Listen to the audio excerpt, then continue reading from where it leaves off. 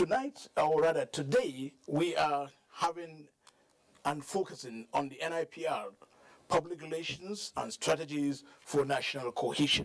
As usual, on this platform, we have the panelists and the guests. But before then, let me quickly run through this introduction.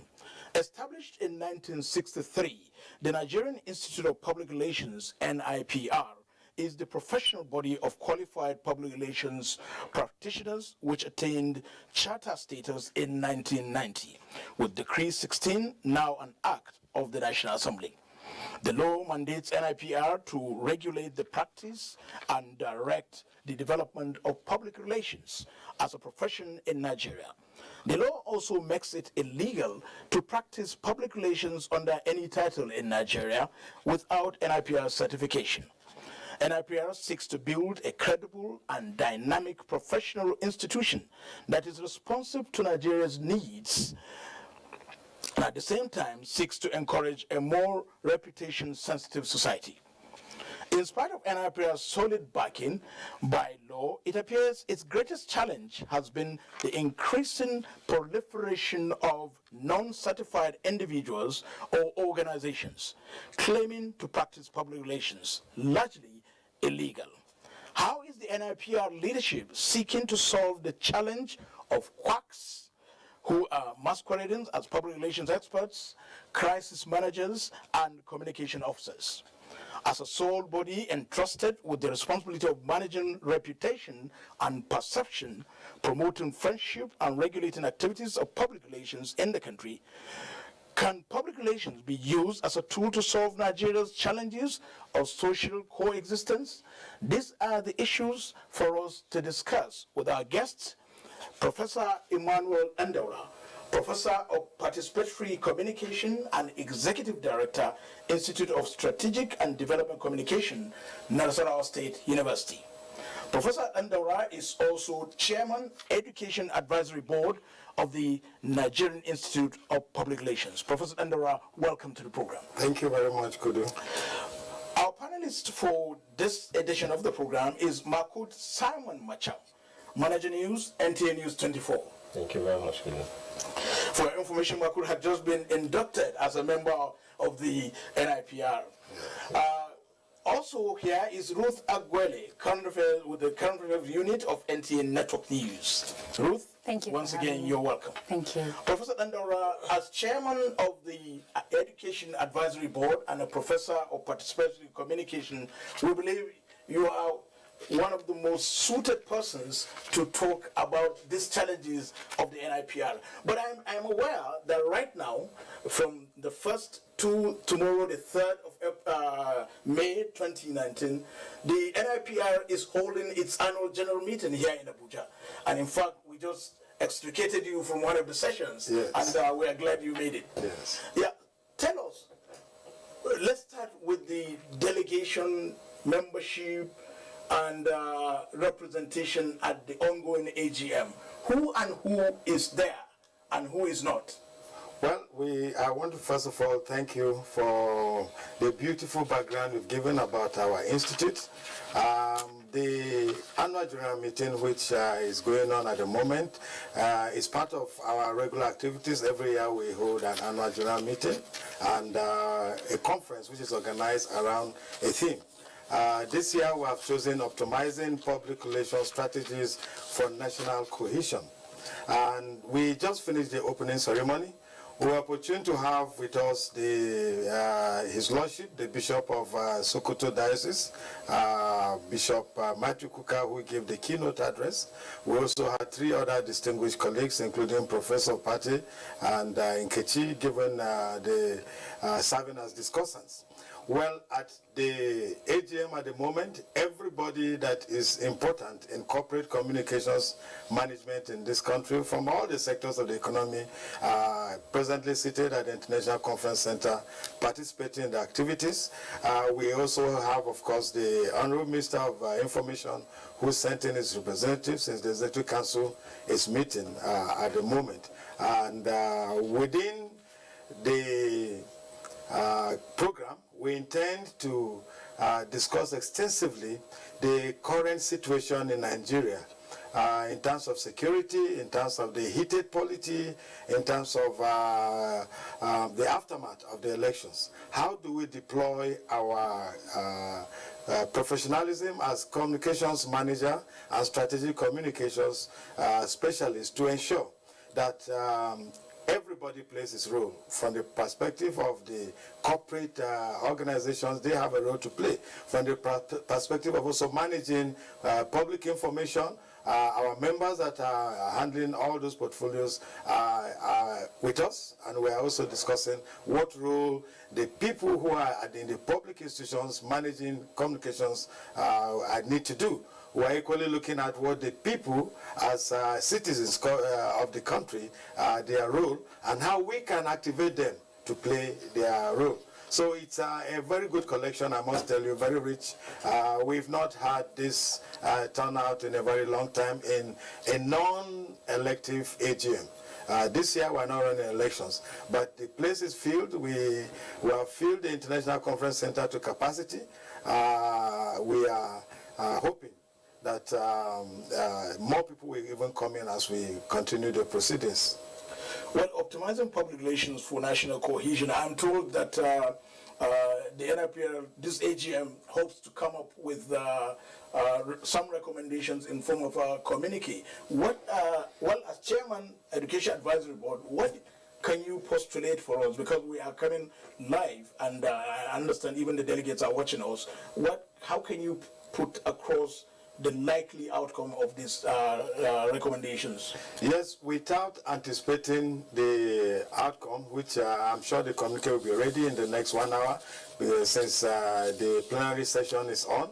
I participated before coming here, and it looks to me like we have a general agreement that a lot more needs to do in terms of managing communications in this country. We are also of the opinion that government needs to leverage more the intellectual potentials and talents that we have in the country. We are, for instance, concerned that each time you find our government officials, including the president, traveling, from the reports we receive and the list of those who accompany president that we see virtually on every trip, you hardly hear of somebody who is there to provide the intellectual capacity. It looks as if all that you need to qualify to accompany our government officials to very serious meetings is to also have a political appointment, which may not be. I am a professor. I have my area of specialty. If, for instance, this country is sending a delegation to, let's say, Egypt, for instance, there are strategic information I can provide. There are also situations where you need somebody who has deep understanding of relationship management, who has deep understanding of even international relations, to be in the entourage, regardless of whether or not I am a government appointee. But as a researcher, as somebody who is a specialist in that area where the president or the government official anticipate there will be discussions will center around that, we should have people that are there because they are specialists.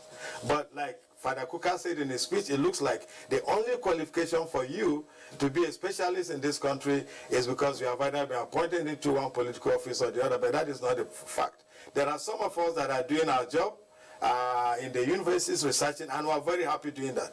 And we provide specialist services to various bodies, including international bodies, and we're excited doing that. And that, to us, is our calling.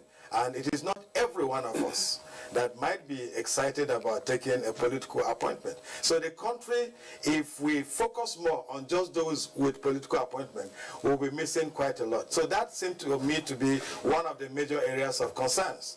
The other point is, it looks like even our leaders, most times when you have public engagement, people are more interested in grandstanding for their small sectors than looking at themselves as people who should be talking about national interests. So the first thing that comes to the average Nigerian we have noticed in public discourse is to approach an issue from the perspective of his little either ethnic, religious, or whatever sentiments that is he considers most important, first of all, before looking at the national issue. So we need to have in place programs that will gradually begin to reorientate Nigerians so that we begin to think more about Nigeria and we begin to see more about Nigeria than looking at our small enclaves. And this is actually a combination of so many factors.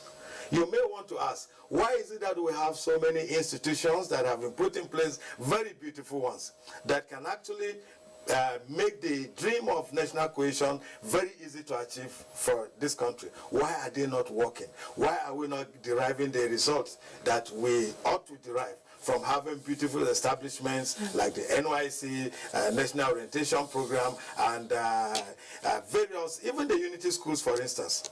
Why would I, for instance, prefer my children, even if they are going to a unity school, that is, if I am that patriotic, to think that they should interact with their peers? Why would I want them to go to a unity school that is closer to Abuja or Nasarawa, where I'm from? Why would I not want them to go to a different part of the country to experience a new lease of life?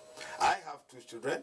When they went to secondary and primary school, I deliberately insisted that as a Christian, they should learn Islamic studies, they should equally learn Arabic, because if you do not understand what your other brother understands, chances are that you can fall for anything.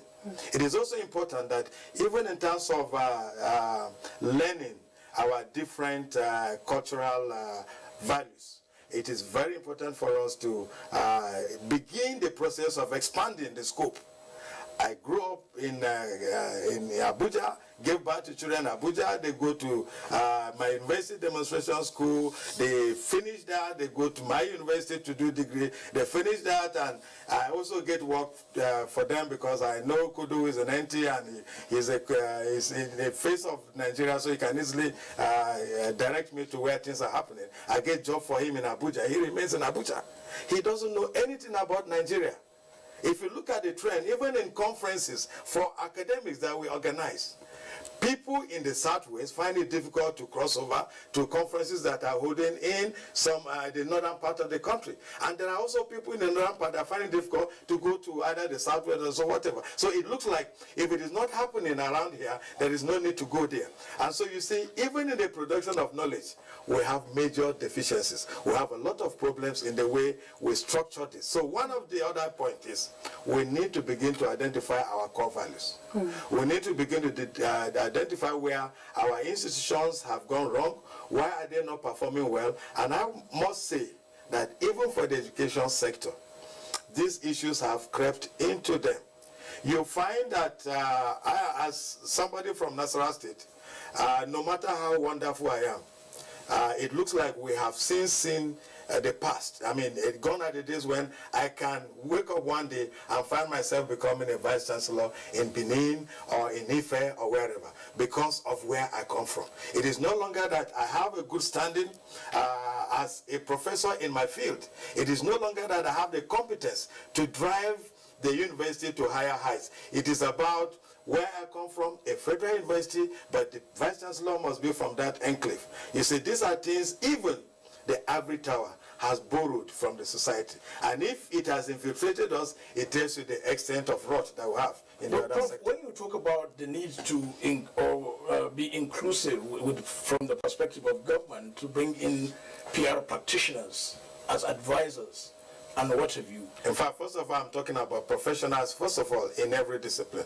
Before we come to the issue of even communications management, which is a major challenge. But we're talking about, our focus is optimizing public relations for national cohesion. Great. So if you say there should be this expansion of bringing in PR practitioners and professionals to bear in terms of advisory clientele of government and institutions and organizations.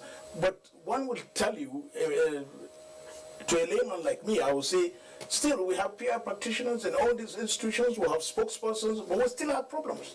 Yes, I will tell you from statistics, I have been in the Governing Council for 10 years now, and we have been conducting research on a daily basis.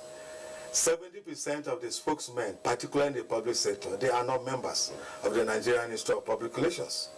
And this, again, is one of the major challenges we have. Because when you put somebody who is a very good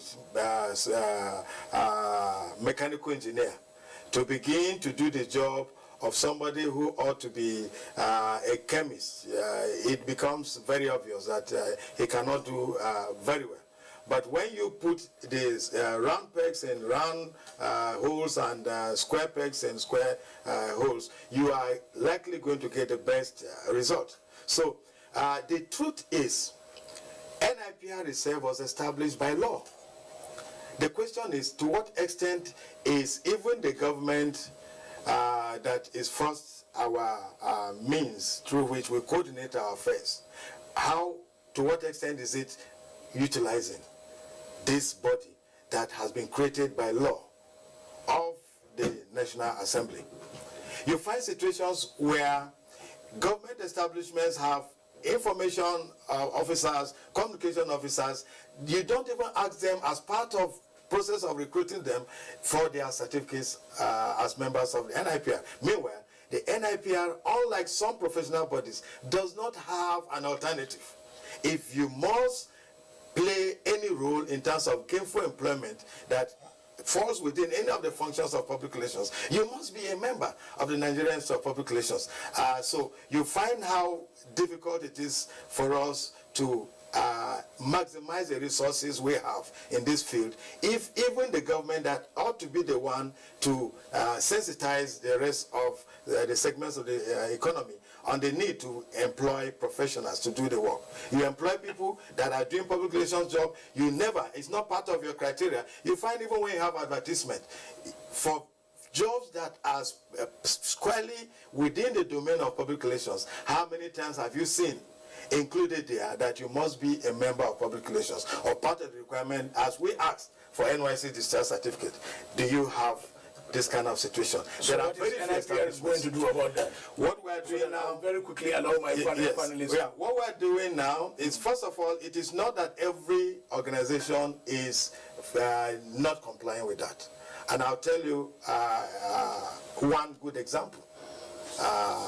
The CBN, Central Bank of Nigeria, in the last 6-7 years, I know that each time they have need to employ, each time they have need to promote, they would most times send names of the people they have shortlisted to us to confirm their membership status. There are 5 other organizations like that I can mention here. And what we are doing is first reward and recognize the efforts of those that are keeping to the law. Secondly, now we want to begin the process of biting.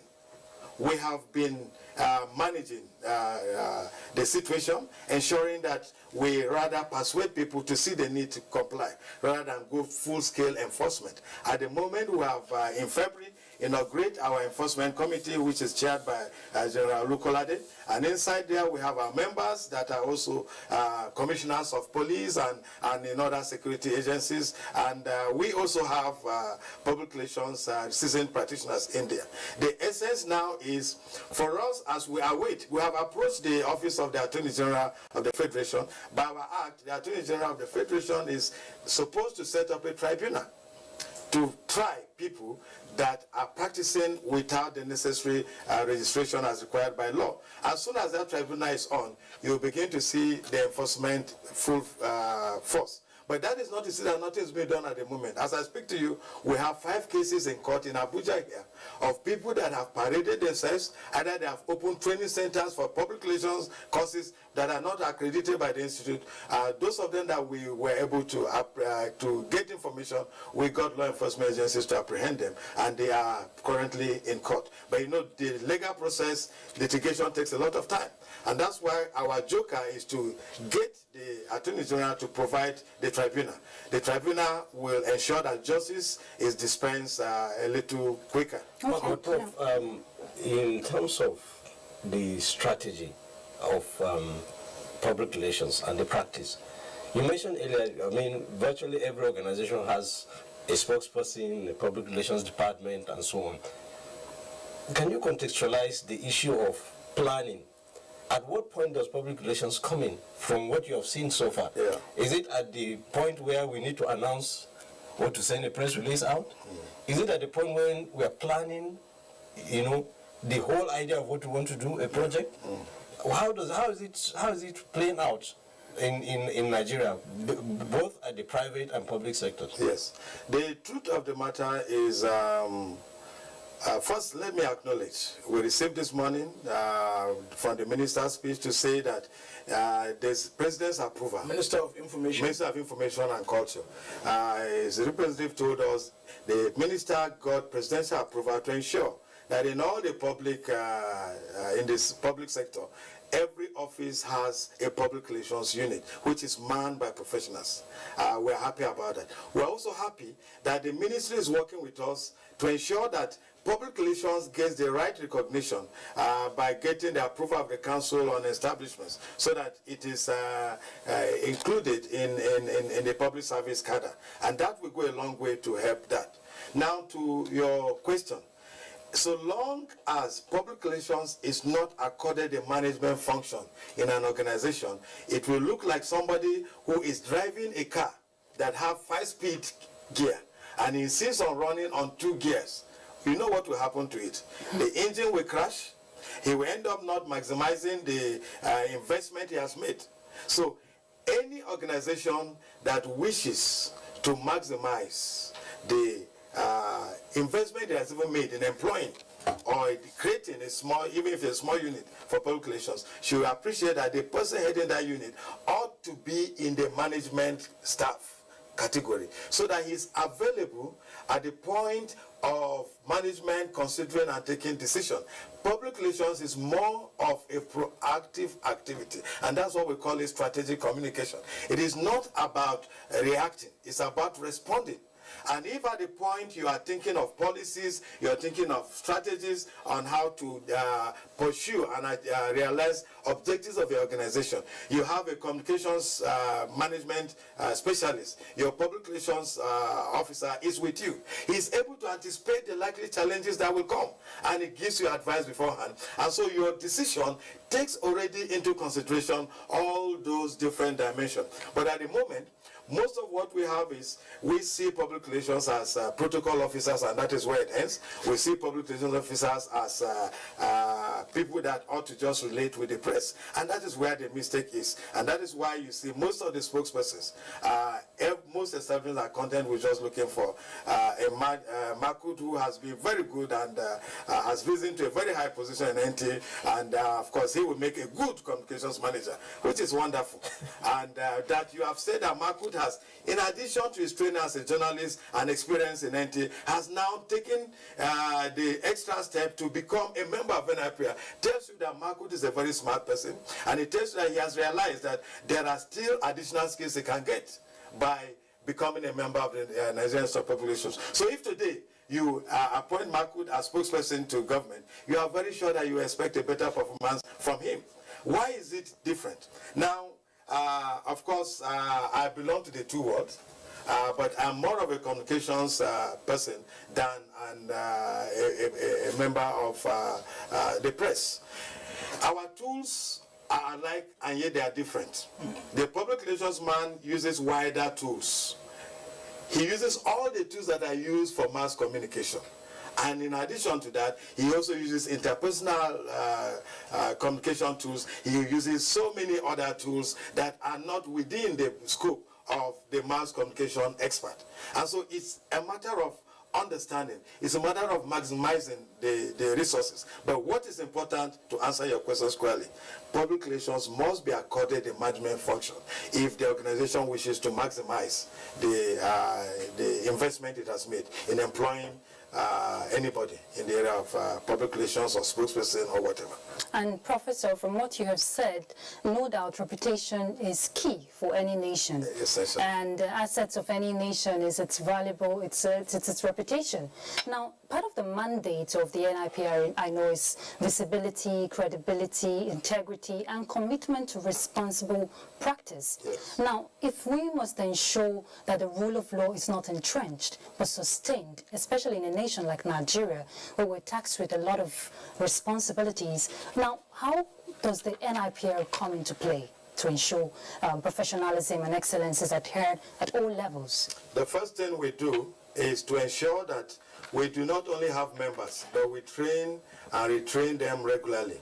We create opportunities where we can share experiences, because no individual has monopoly of knowledge. So it is mandatory when you become a member, every year you must do at least 2 continuing professional development training programs. So that is one thing, to be sure that our members are up to date, and so they are in a position to understand the trends as they change. The second thing is to also ensure that we now begin to make people appreciate the value they will get by leveraging the professionals that we have within the fold of Nigerian Institute of Public Relations.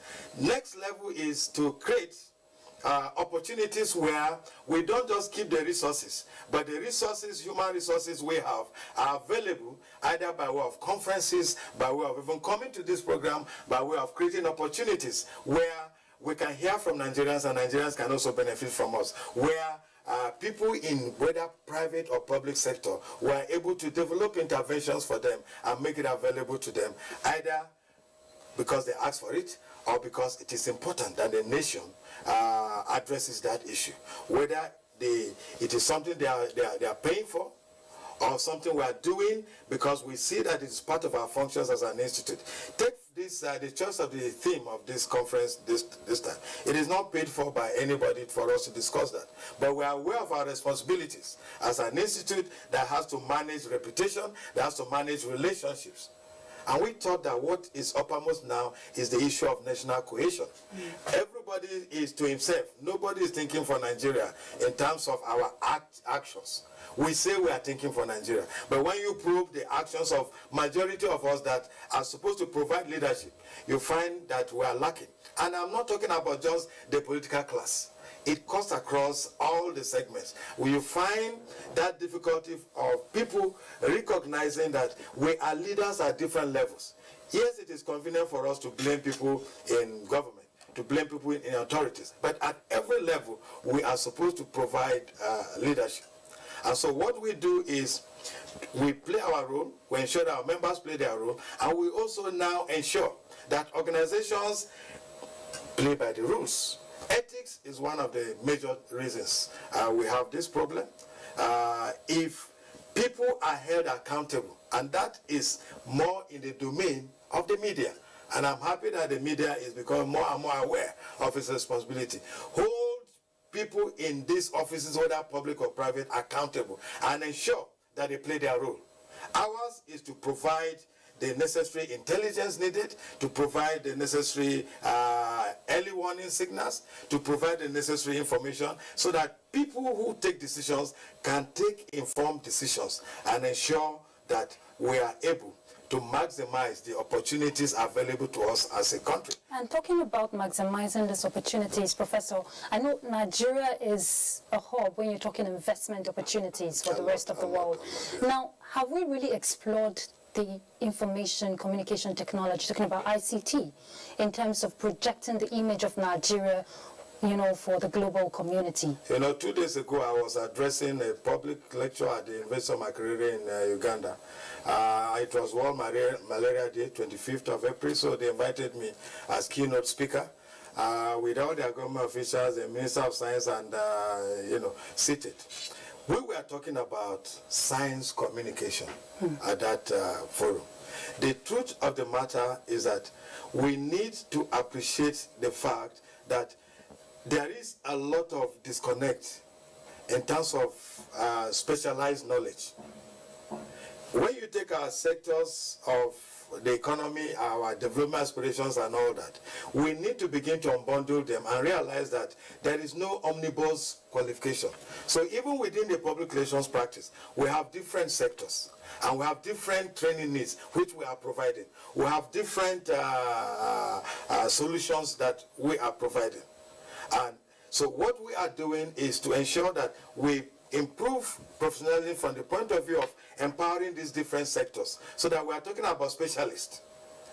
We need to have specialists running things, and we're not talking about one person saying I'm a specialist. Public relations itself is a very big discipline, and so that focusing on the detail is one of the things we are doing now, and we're trying to encourage the growth of those sectoral groups within public relations practice. We now have a strong group in aviation. By next week, we are running training for the corporate affairs managers in the banking and financial sector, for instance. We're also doing the same thing in the petroleum sector. We are doing the same thing in education. That is also coming up soon. So we think that when you narrow to those specifics, it is easier to expand the opportunities to have impact. So, since you talked about some international dimension, how is public relations, or what role should public relations be playing in branding, or shall I say, repairing the damage done to Nigeria's image and the perception that a lot of people hold about Nigeria or Nigerians outside this country? Yeah. Remember, recently we have had the rescue of an innocent Nigerian that was almost being incarcerated in Saudi Arabia, for instance. You go out there, you know, once the name Nigeria is mentioned, or Nigerians are mentioned, different perceptions. Is public relations playing any role in all this? Because it's an issue right now. Yes. Perception is a major concern of the Institute, particularly that of the nation. And of course, one of the ways you will know how Nigerians perceive is, first, when you arrive a foreign country outside Nigeria and with your passport, how do the immigration officials, how do they relate with you?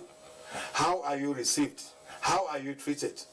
I was talking a few days ago with a colleague from Kenya, and he was talking about being in a plane with some Nigerians, and because they felt that the Nigerians were always lively and they were too noisy, you know, and they decided the immigration officials with the crew members directed them to a different route, and some of them ended up missing their flight. Now, one of the things we need to know as Nigerians, first of all, we have a potential that is already a threat. Secondly, we are so many that it is difficult for you to regulate the movement of people from one place to the other. In the transport sector, if you neglect the market in Nigeria, you are doing it at your peril if you are in business there. And that means that Nigerians travel a lot. Then there were times we had very porous system to acquire our passports. And so our passports got into wrong hands. Yes, we are trying to clean up now, and we pray that we'll continue to clean up. Now, that question is there. What are we doing to ensure that we support the country in redeeming its image? The first thing is this value reorientation. And it starts, we believe that it starts from the small. First thing is, you know that if you start a dance on the wrong foot, you are not likely going to get the dance correctly until you stop and start again. So let us ensure that we do not allow the wrong people get into the right positions with regards to managing our reputation. Secondly, we ensure that even when we have the right people in there, we hold them to their professional ethics and ensure that they play their role. If they are deviating, we provide sanctions as provided for by our law, and that is in place and it is being done. The third thing we do is to begin now to engage as many opportunities as we have. We are ready to provide the options. The current council, for the first time, will establish a strategy, policy and strategy committee, which is headed incidentally by one of your own, the former DG of NTA, Professor Tony Redia. He's a fellow of the Nigerian Institute of Public Relations. He is chairman of the strategy committee.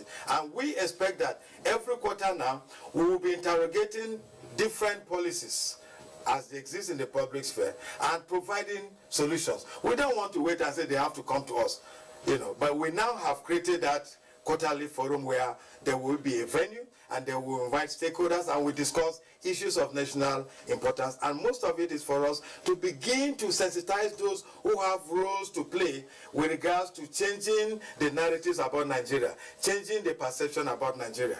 And I believe that with that kind of regular forum, we will begin to expand the process.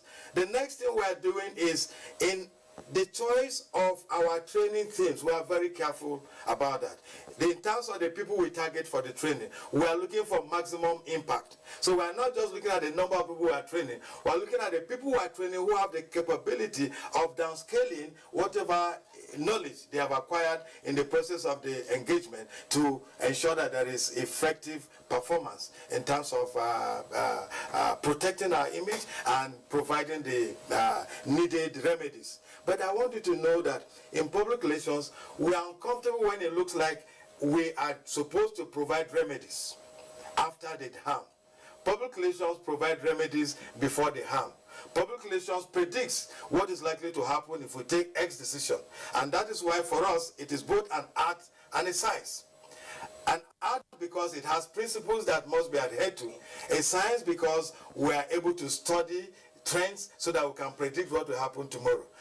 If only organizations and our various governments will take advantage of the true nature of public relations and ensure that we are there to provide that proactive service that is required, I believe that the image will be redeemed because sometimes it is not just repairing it that is the problem.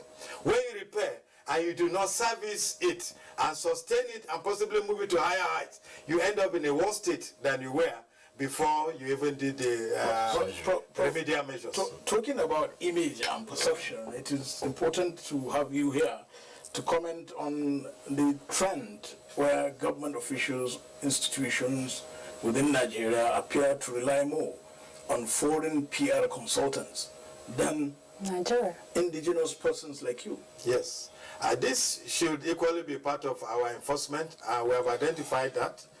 The truth is that we are aware that it's a developmental process.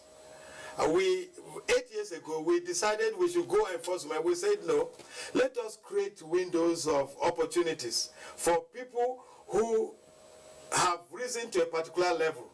Maybe you have spent up to 7, 8, 9 years and you have risen to a management cadre in a public relations office. Instead of going all out to say we want to throw these people out, the first thing is, do we have enough members to occupy all those positions? We felt that even if we have the members, we will be creating more problems than solving the problem. So 8 years ago, we created a master class for such people so that we can begin to develop windows where people can come in easily. We also have the issue of our professional diploma and certificate program, which is another window. We also have various opportunities that we created to bring in people into the institute.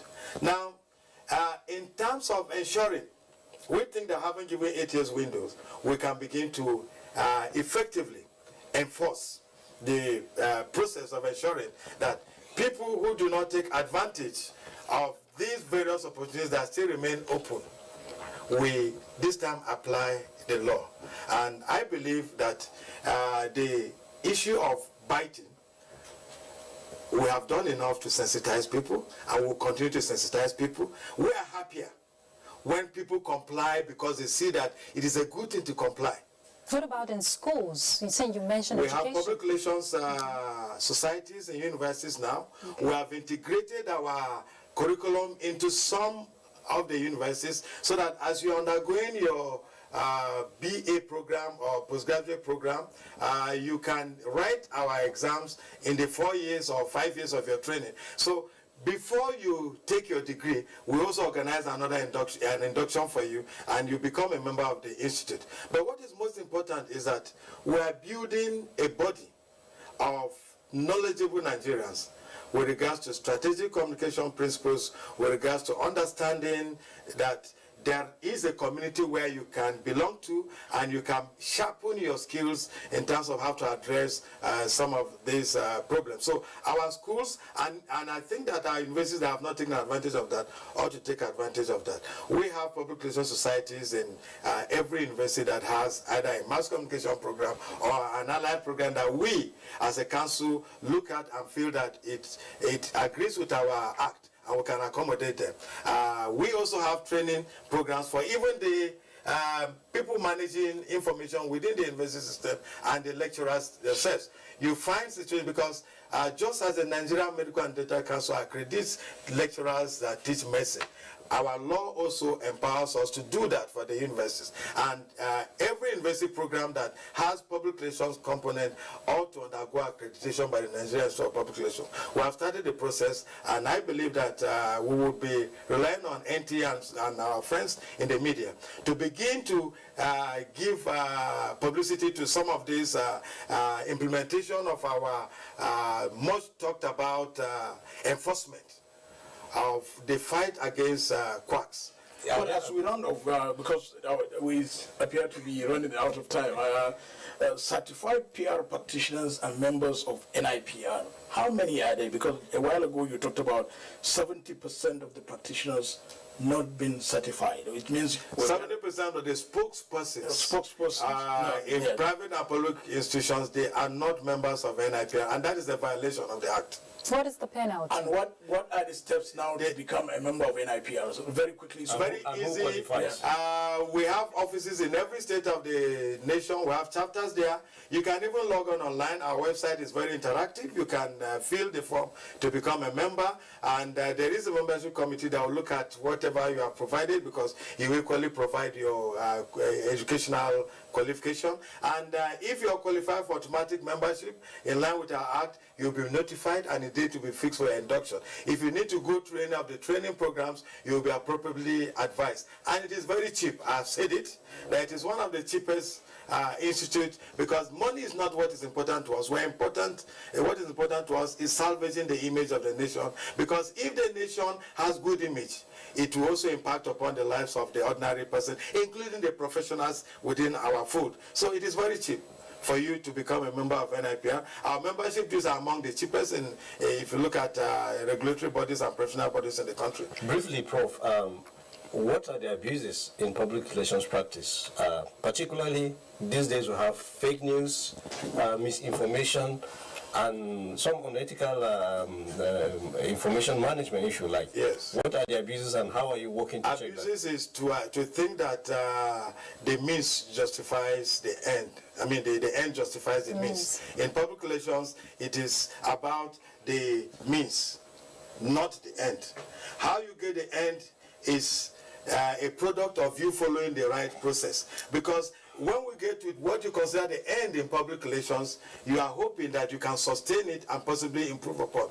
If you use the wrong process to get to that end, it becomes very difficult for you to sustain it. So one of the important things there is to ensure that people respect the processes.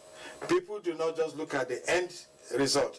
They understand the processes and they follow the processes. And so we can have sustainability in terms of the impact. Okay. And you didn't mention the penalty for non-certified. Penalty are specified there. There are jail terms and all that in our Act. And if there's a tribunal, it will also consider the case before it and it will stipulate penalty. But the truth is that it is a criminal offense for you to accept employment in any way that can be described as public relations function without being a member of NIPR. And people need to be aware of that. And I believe that if we begin enforcement, you will realize that even those that ought to be in the forefront, you'll find them lacking. But I must say that we have good practices even amongst our security agencies. The custom is doing very well with us. The police have just set up the Nigerian Public Relations School. The Army has a public relations school that is working with us. And my committee interfaces with them, the Education Advisory Board. And I can assure you that all the programs we design, we ensure that they get factored into the training of all these officers. So we encourage these organizations to continue, and we encourage more organizations to remain. But those that choose to go in defiance, the punishments are there. It's a criminal offense, and there are fines. There are also jail terms that are attached to them. Well, in general terms, even though you've spoken in specific terms, in general terms, how do you begin to make PR practice responsive to Nigeria's needs? When you have a highly trained team of members, they become more aware of their responsibilities. When you also ensure that when people deviate, they are punished immediately. You also ensure that when people do the right thing professionally, they are rewarded. Then you begin to have good service from the professionals. When you also insist that only those who have what it takes to deliver are given an opportunity to be in positions to deliver, then you are likely going to have the kind of result you anticipate. Now, look, this issue of 70% of spokespersons being non-certified members of NIPL, how is NIPL going to begin to tell this organization that employ them, that is engaging them, yes, to do away with them and now get certified persons? The ones we identify, we write. But you know, there are so many violators. We write. But we want to also ask for our friends in the media to join us in this fight, because it's talking about redeeming the image of the country. When you put an agriculturist as a medical doctor in the hospital, you can see the harm that will be done if he's given, he might be a first class BSc agricultural scientist or engineer, but a lot of harm will be done. So we count on the media, we count on the general public to also hold these people to account. If you're a member of a board and a recruitment is being done of somebody who ought to play a role that has to do with public relations, you should find out, even in the interview panel, is the person a member? If he's not a member, it is important to hold them accountable. When you go to interact with spokespersons as our colleagues in the media, you should find out from them if they are members of public relations. And you will realize that our 70% statistics, we did a proper study. But I want to assure you that as we write them, more and more of them are complying.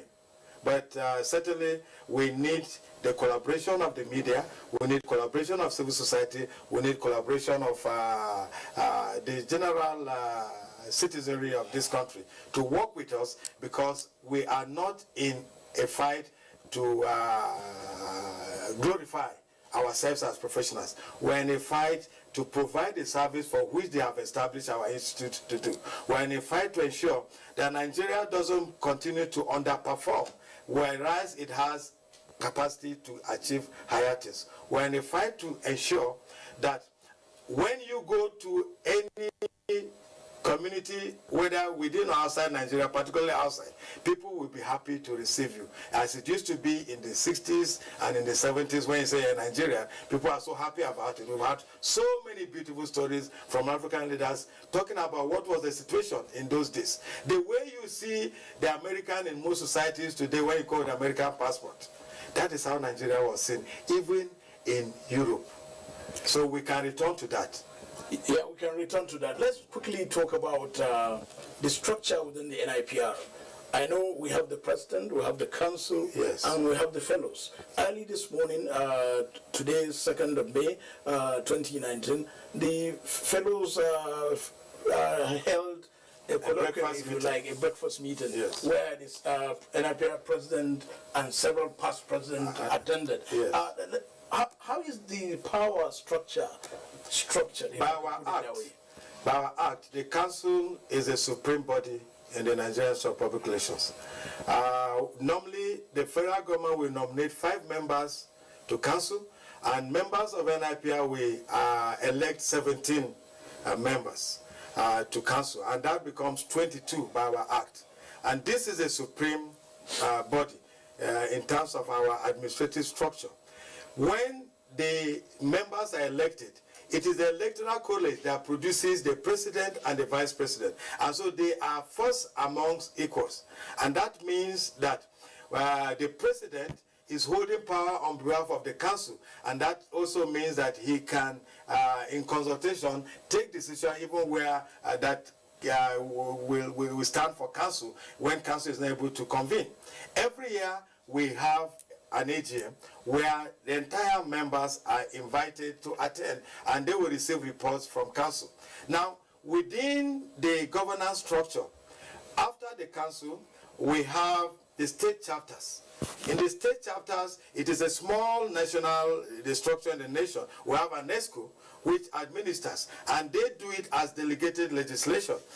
Besides the ESCO, we have also different cadres of membership. We have the associates, we have the full the members, we have the fellows. The fellows are our custodian of institutional memory, and we expect that every fellow in every chapter will provide the necessary guidance. And so these are also the people that provide advice to council and all other organs within the structure. What does it take to have a chapter of NIPR? You need a minimum of just 10 members. Once you have 10 members in a state, they can apply to be a chapter. And I can assure you that we have more than that in all the 36 states of the Federation, including Abuja. And these chapters hold their meetings, some of them monthly, some of them twice in a month. And the essence is to continue this process of interaction, training, and building our strength by benchmarking best practices and ensuring that we identify where our members are failing so we can correct it. So it's a process and a system that is self-correcting, and it's a continuous process, and that is the governance structure. Yeah, in rounding off, let me take you back to the breakfast meeting with fellows by the NIPR president. He was talking about the fellows becoming the conscience of NIPR. Yes. In very few words, to round off, how do you begin to do that? One, you need to be part of what is happening in the institute. You know, it's like we have in some situation when people become fellows or you become even a professor. That is when you are supposed to start the research, actually. Yes, you do some research to get there, but the point you are a professor, the point you are a fellow, that is the beginning of the main service, because you must now mentor. And so it was a call by Mr. President, my president of the institute, to say that when you become a fellow, it is not that you have been rewarded for the past work you are doing. Yes, it's a way of recognizing the efforts, but the what do you call it now? The benefit, the pay for hard work is more work. This is the time when you become a fellow. This is the time the society needs you more. This is the time NIPR as an institute needs your service more. So when you say conscience of the institute, it means that these are the people that once they are there, nothing should go wrong. Once they are there, they provide the needed leadership. They don't need to be in the ESCO, and they are not also an alternative ESCO, but they provide that institutional memory that every system needs to ensure that it functions effectively, because systems are living organisms and there are changes that come from time to time.